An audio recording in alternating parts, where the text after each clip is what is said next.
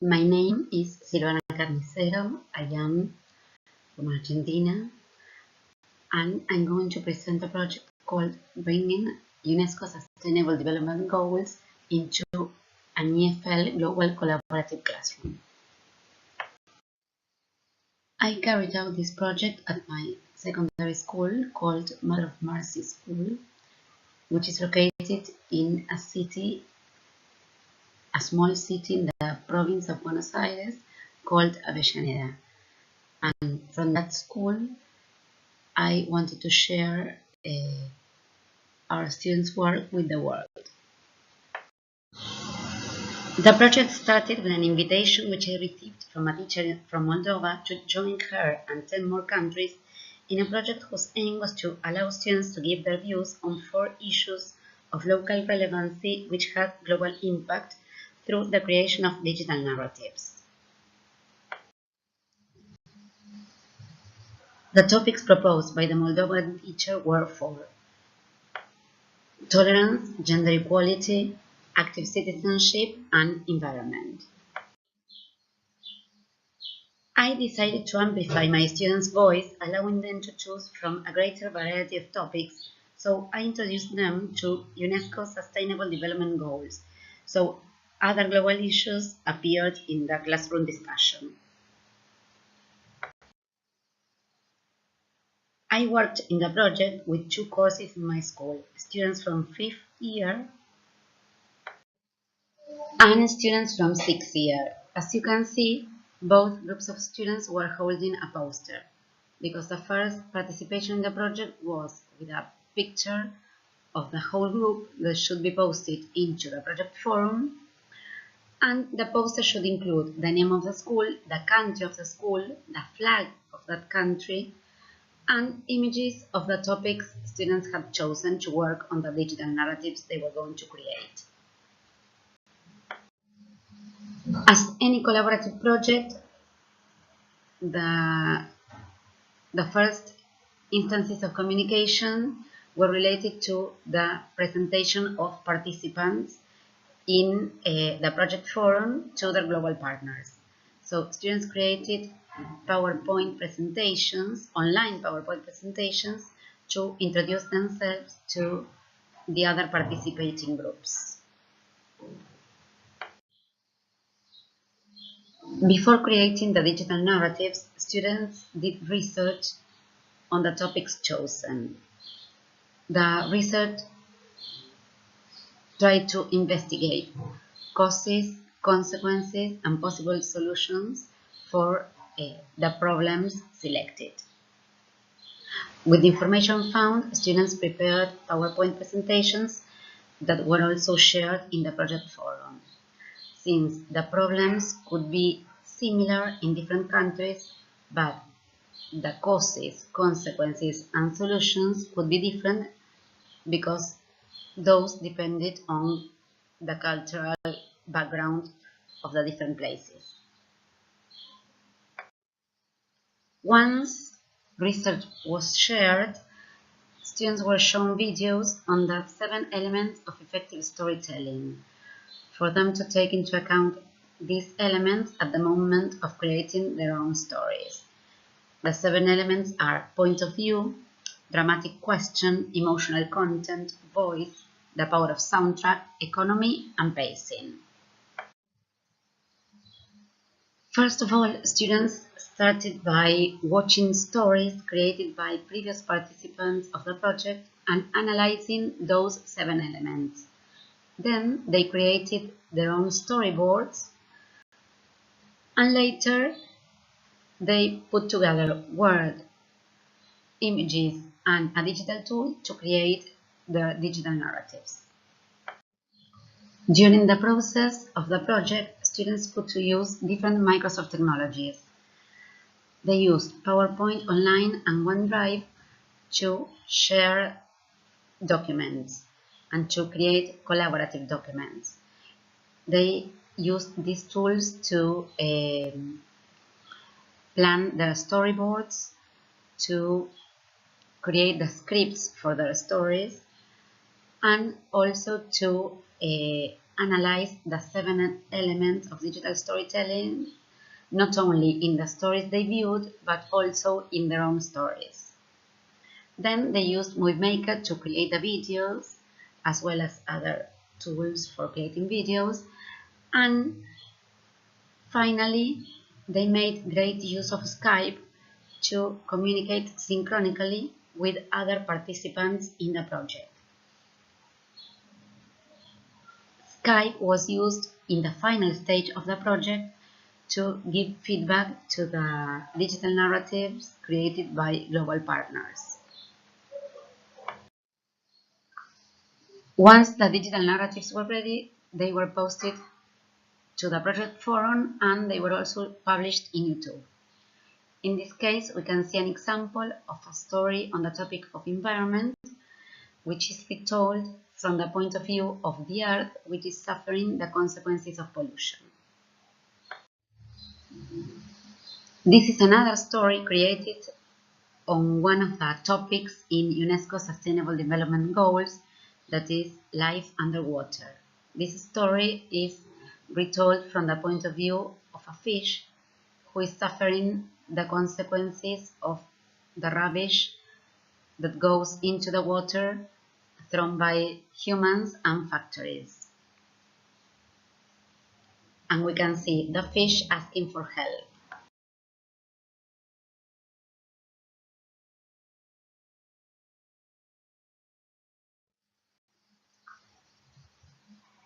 As a collaborative project, there is a great emphasis on communication.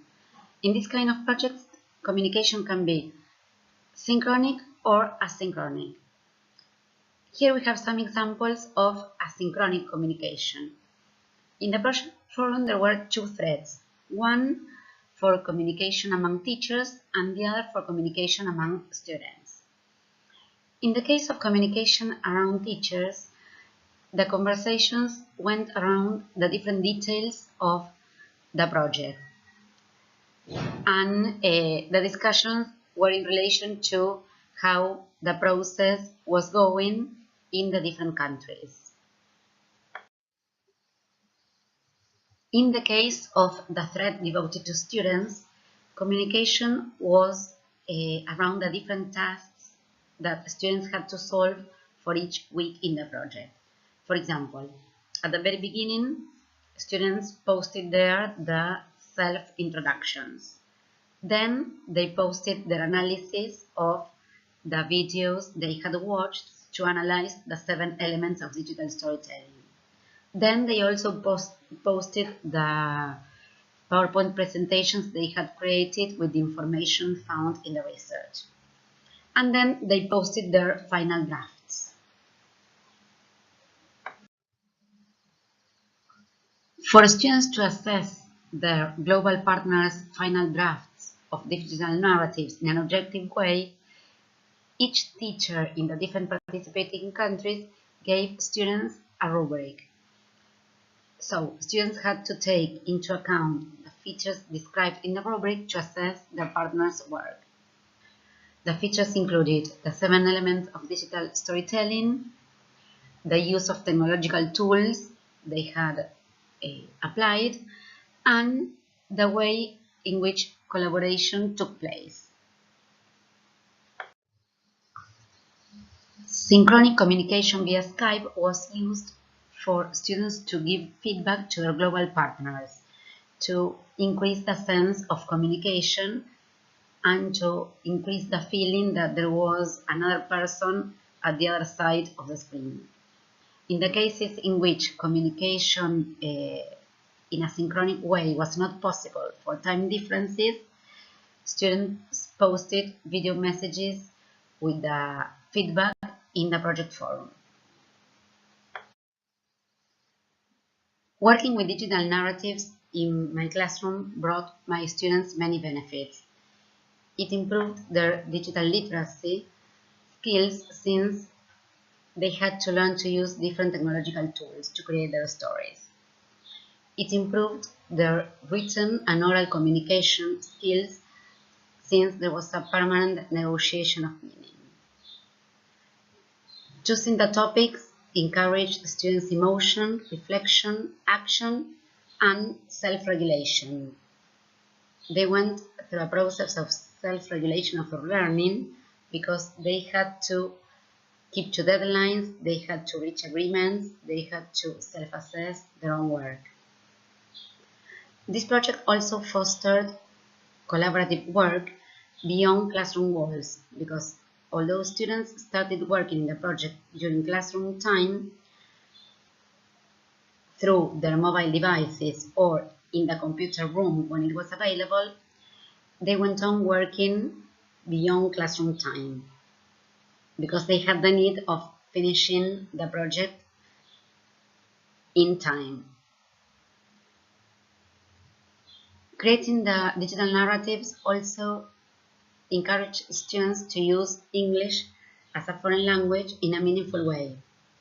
They are used to using English to communicate with me as a teacher or to communicate with their peers in the classroom, pretending to be in different situations in which English could be used.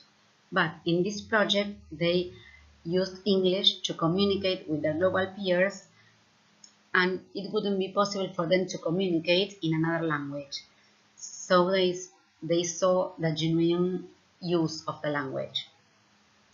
And the project also helped students to develop their creativity. For example, at the moment of including images in the stories, students took different decisions. Some of them decided to draw their own pictures, others decided to use pictures from the internet, and others decided to go on site and act out their own stories. During this project, students had different roles. They acted as critical thinkers since they had to solve real-life problems with possible solutions. They acted as communicators because they had to understand their partner's ideas and connect them to their own ideas to reach a powerful message. They acted as collaborators because they were all the time working with others, inside their own groups, inside their course, and also working with their global peers through the project forum. And they also acted as creators because they had to create high quality content because they knew that their stories would have a real audience and that their stories would be published and shared. Working in a collaborative global classroom with digital narratives amplifies a student's voice. Why is it important to amplify a student's voice? Because students, adolescents, have many things to say. We tend to think that adolescents don't care for global issues or that they don't care for society. But this project showed me that they had many important thoughts that should be communicated. Once we ask them to create their digital narratives, we can see their insight on different topics, we can see their experiences, and we can learn their values. My piece of advice for other educators after this tutorial is that every student has a story that deserves to be told. So as teachers, we should encourage them to take advantage of technological tools to share their stories with the whole world. So remember, digital storytelling allows students to collaborate, communicate, and connect. Thank you.